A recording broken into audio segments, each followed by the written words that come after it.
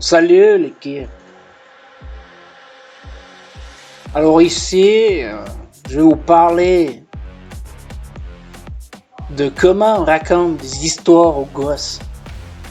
Hein? Alors, je sais pas qui d'entre vous se fait raconter des histoires par ses parents.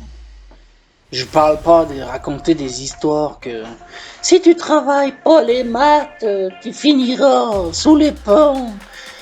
Tu feras éboueur. Ça, c'est des histoires de parents, quoi. Ça, c'est des mensonges qu'ils nous racontent parce qu'ils ont peur pour nous. Non, moi, je parle de contes, les contes. Donc, voilà. Moi, je raconte souvent l'histoire du loup aux gosses. Le vilain méchant loup qui vient en Valais depuis l'Italie. Parce que les ritos, eux, ils s'en foutent. Ben, tout le nord de l'Italie, c'est sauvage, y a plus un chat.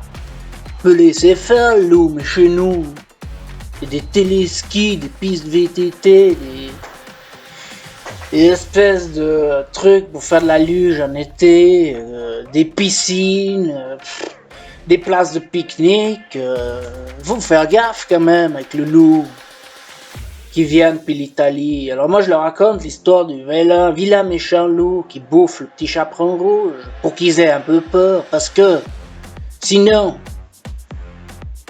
ils vont se mettre à dire que le loup c'est bien, la biodiversité, ça il faut éviter à tout prix, quoi, quand même. T'es d'accord? Ouais. Ouais, alors raconter les histoires, c'est quand même phénoménal. Hein?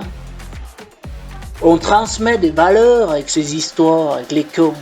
Par exemple en disant que si t'obéis pas, tu seras transformé en corbeau, ou bien les petites chèvres qui obéissent pas à la maman, puis qui ouvrent, puis le loup les bouffe. C'est quand même comme ça qu'on apprend à obéir aussi. Voilà.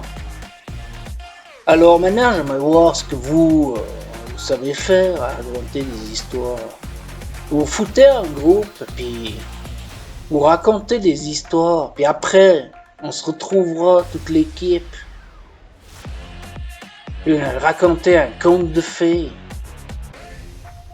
Appliquez-vous à toutes.